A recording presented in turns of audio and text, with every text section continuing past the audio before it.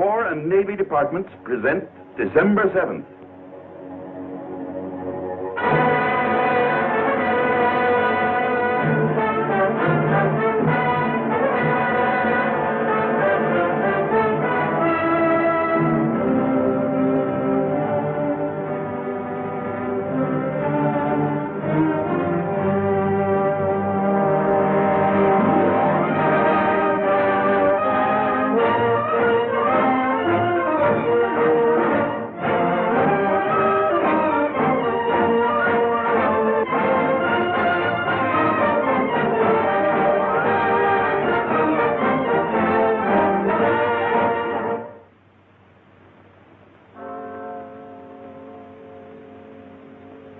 Early Sunday morning on the island of Oahu.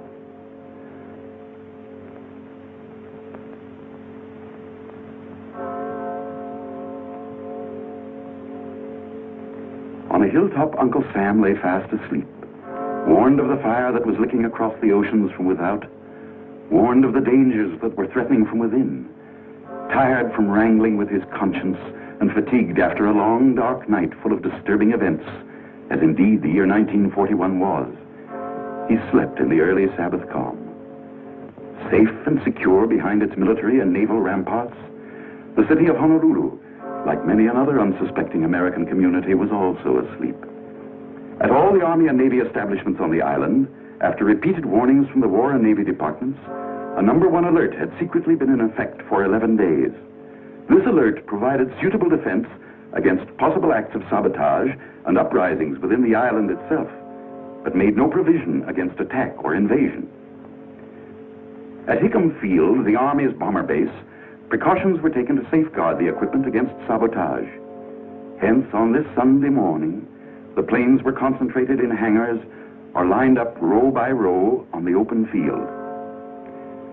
Immediately adjacent to Hickam Field is Pearl Harbor, the Navy's $100 million fist. Here, on this morning of a tragic day of reckoning, capital ships, heavy and light cruisers, lay at anchor. At anchor, too, lay several destroyers, tenders, minesweepers, and repair ships, 86 vessels in all. By 7 o'clock, the city began to stir. For the most part, the atmosphere was serene and quiet. At Hickam Field, ground crews were at work. On a dock in Pearl Harbor, a few bluejackets idled away a few minutes. At Kaneohe, a field mass was being held. Shipmates, today is the 3rd Sunday of Advent, the 7th of December, which means that Christmas is not far ahead.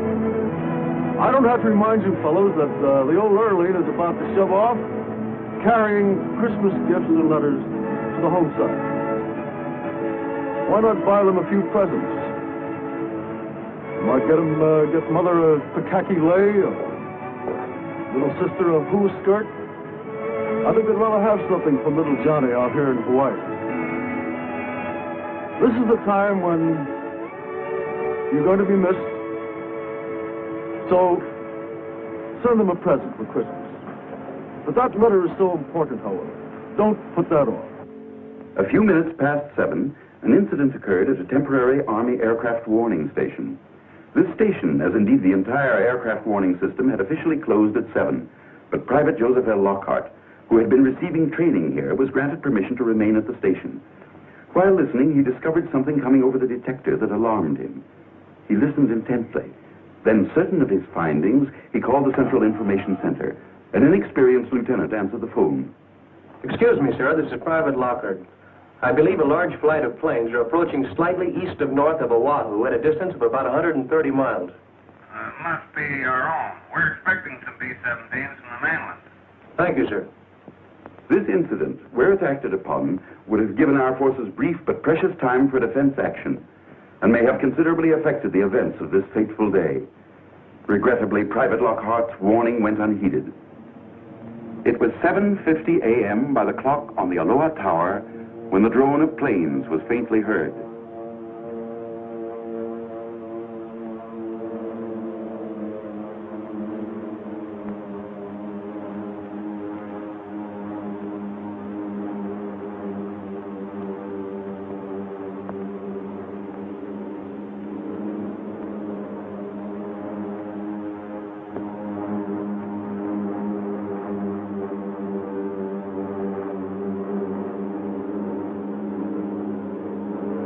Out of the misty Pacific skies, like tiny locusts, they swarmed in from the sea.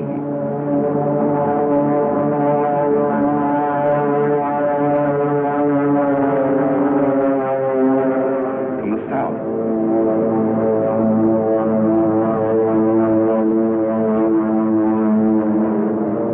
From the southeast.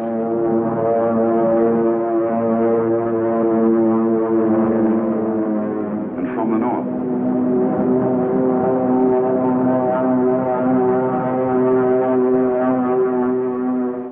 At this very moment, on a quiet Sunday afternoon in Washington, Japan's smooth-talking, grinning envoys, Nomura and Kurusu, were blandly delivering to Mr. Hull a lengthy protestation of Japan's peace intentions. Yes, at this very deceitful moment, about 200 of Japan's messengers of death swooped in over our Pacific paradise. On they came, wave after wave, boldly, fearlessly. They had little to fear. They knew that our task forces were at sea, and they knew their disposition. They knew that no long-distance airplane reconnaissance, no inshore airplane patrol was being maintained. They knew from detailed maps they carried with them the exact location of vital airfields, hangars, and other structures. Each was given a specific objective, and straight toward that objective he came.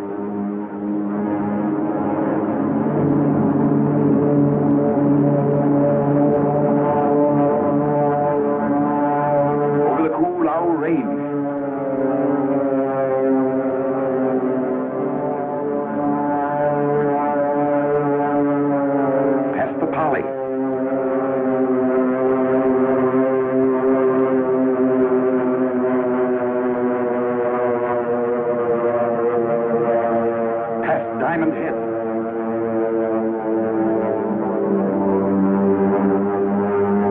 And over Waikiki Beach, the treachery of an empire was on the wing.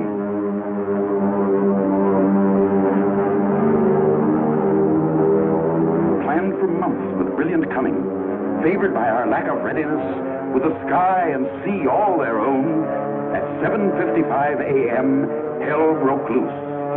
Man-made hell. Made in Japan.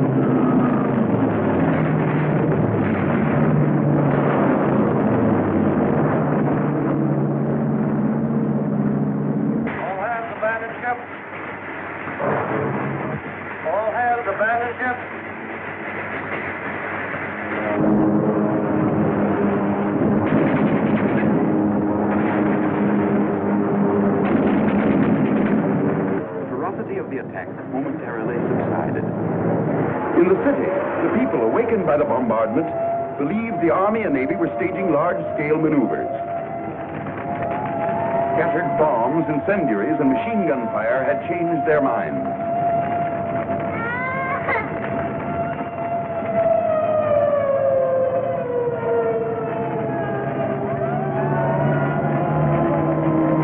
One gentleman, when interviewed by a reporter, was stubborn and refused to change his mind. I don't think it is an attack by Japan. But you must have seen the Japanese plane. No, I did not. What about the bombing and gunfire? I thought the Army and Navy were having maneuvers. Look, Mr. Keita, you know that I know that you know that this is an attack by Japan. I have nothing to say. And judging by the smoke pouring out of your chimney, there'll be nothing left to show. I have nothing to say. The second phase of the attack began.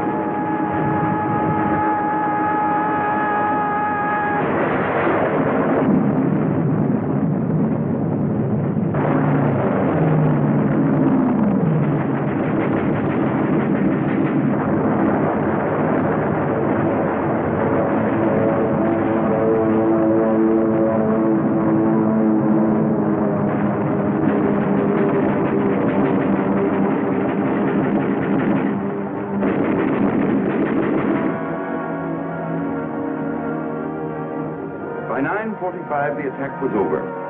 1 hour and 50 minutes of perfidy.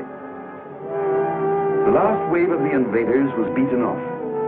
Yes, beaten off by our men, who against overwhelming odds, heroically and magnificently gave notice to the world that we had only begun to fight.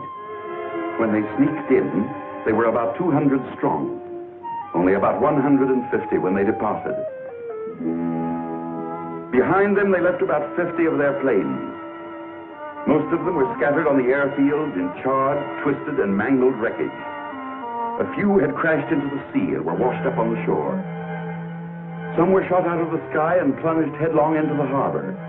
Grim telltale evidence that the list of dead Japs might have been larger and the list of our casualties smaller had we been sufficiently on the alert. These two-man submarines, 3 of which were accounted for, were especially built to operate in shallow waters, such as are found in and around Pearl Harbor. This piece of underwater perfidy won't be forgotten.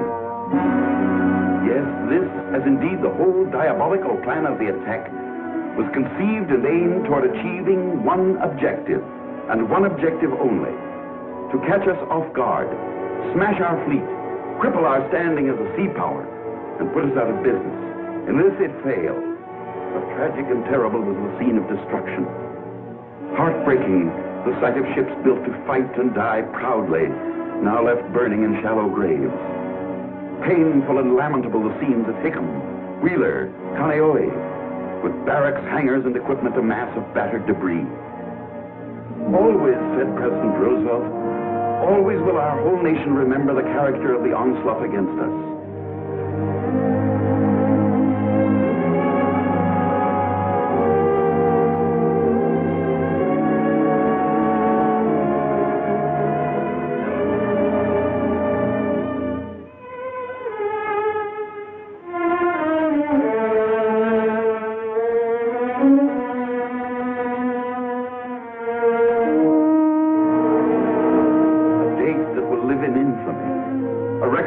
History to read in amazement, in sorrow, in horror and disgust. Those also were President Roosevelt's words. Horror and disgust, amazement and sorrow.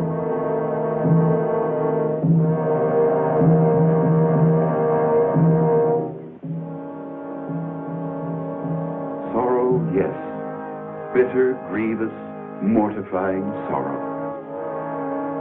For on this Sabbath day, 2,343 officers and enlisted men of our Army, Navy, and Marine Corps gave their young lives in the service of our country. Who were these young Americans? Let us pause for a few minutes at their hallowed graves and ask a few of them to make themselves known. Who are you, boys? Come on, speak up, some of you. I am Robert R. Kelly, United States Army. I came from Findlay, Ohio. My parents are Mr. and Mrs. James E. Kelly. I am Alfred Aaron Rosenthal, United States Navy. I lived in Brooklyn, New York. My parents are Mr. and Mrs. Henry L. Rosenthal. I am Theodore Stephen Zabel, United States Marine Corps. My hometown is Castalia, Iowa. Those are my parents, Mr. and Mrs. Stephen Zabel. I am Moses Anderson Allen, United States Navy. I lived on a farm in Cove, North Carolina. My mother is Mrs. Abby Allen. I am James Webster Late, United States Navy. I'm from Huntington Park, California. My folks are Mr. and Mrs. William J. Late. I am Antonio S. Tafoya, United States Army. I live just outside of Albuquerque, New Mexico. My father and mother are Mr. and Mrs. Jesus A. Tafoya. I am Lieutenant William R. Schick, United States Army Medical Corps. My home was Chicago, Illinois. My parents are Mr. and Mrs. William H. Schick. My wife's name is Lois. You have a baby now, Lieutenant. He was born 3 months after Pearl Harbor. He's named after you, Billy. And you may be pleased to know he was born on your birthday. Oh, that's swell. Thanks. But tell me one thing, Lieutenant. How does it happen that all of you sound and talk alike? We are all alike. We are all Americans.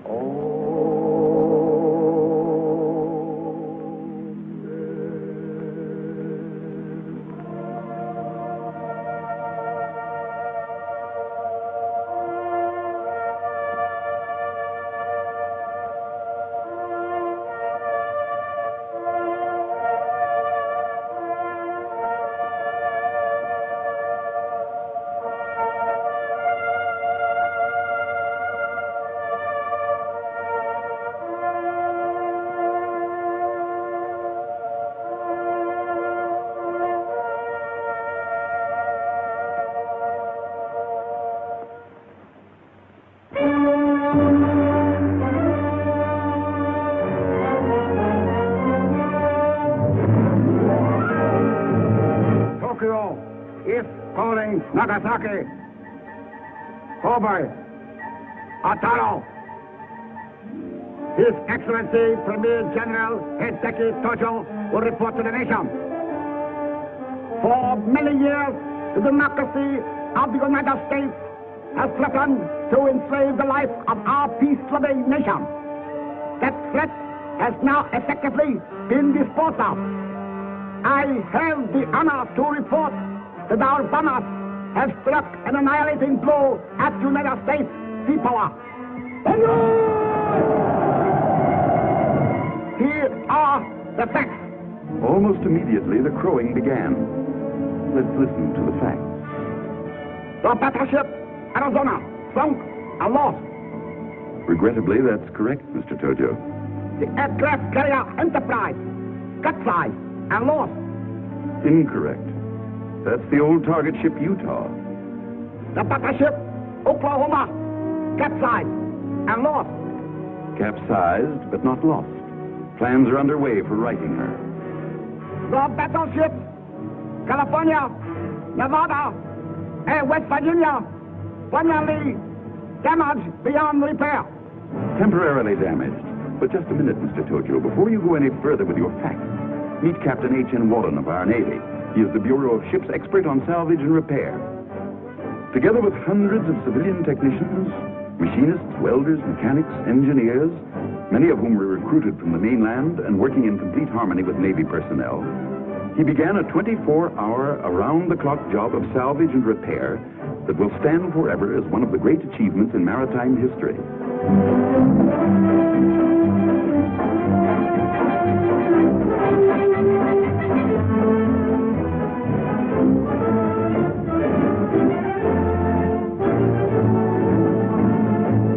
Above and below the water's surface, this epic of masterful engineering went on. Captain Wallen has proved you a mighty tall storyteller, Mr. Tojo. He calls your facts by a rich Navy word, scuttlebutt. And from the very moment the attack was over, he set out to scuttle your kind of scuttlebutt.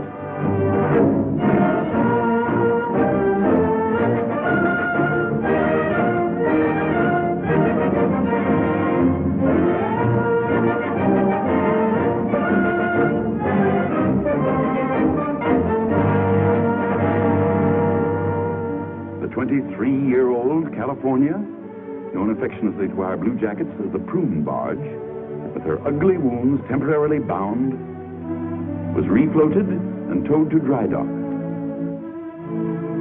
Similar attention was given to the 28-year-old Nevada and the 21-year-old West Virginia. Here in dry dock, in record-breaking time, they were overhauled and improved from stem to stern, from hull to peak. Now, dressed in their up-to-the-minute fighting garb and raring to go, these mighty warriors and their proud crews stand out to sea. Godspeed.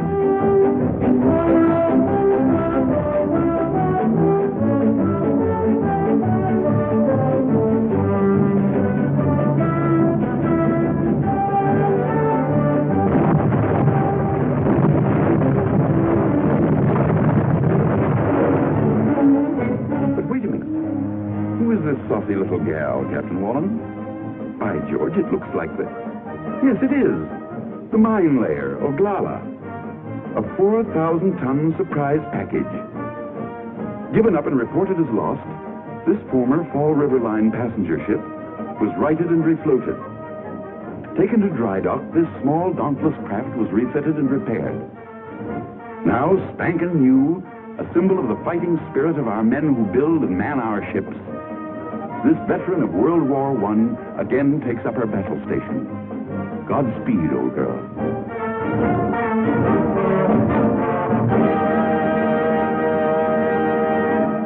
So you see, Mr. Tojo, how poorly your facts stand up.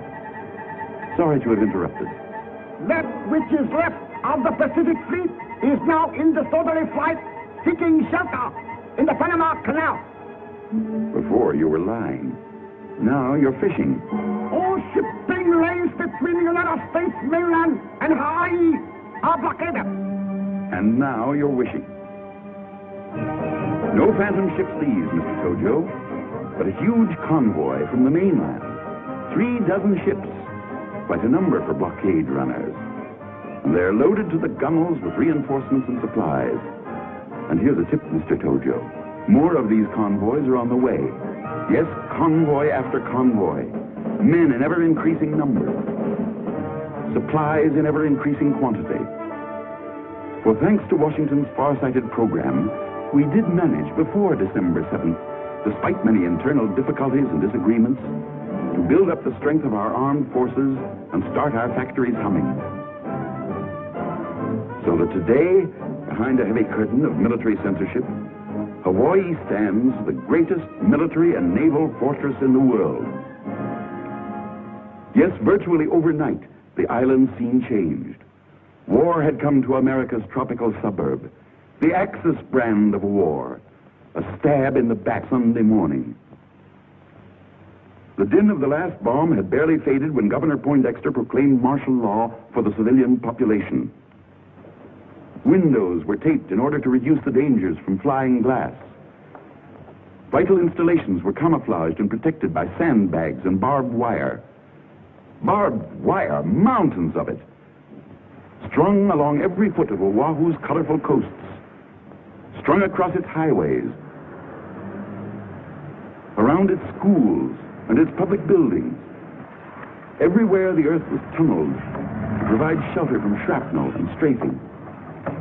Public squares, parks, and playgrounds were uprooted. Sturdy concrete shelters were built and distributed throughout the city. An efficient air raid warning system was put into operation, and for the first time in history, American school children were brought face to face with the grim reality of war.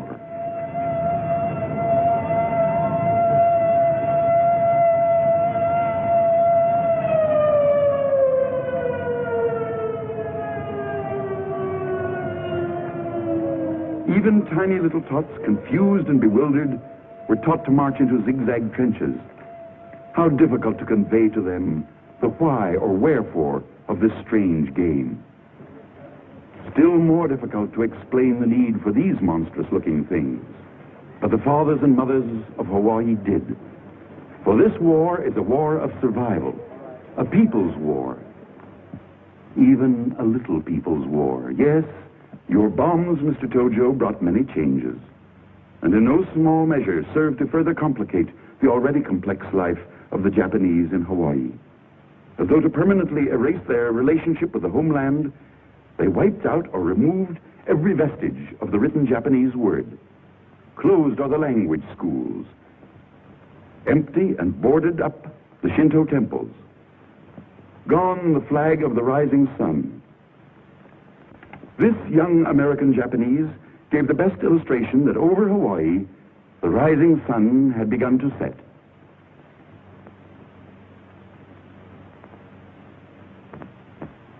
Thus, war came to Hawaii, USA.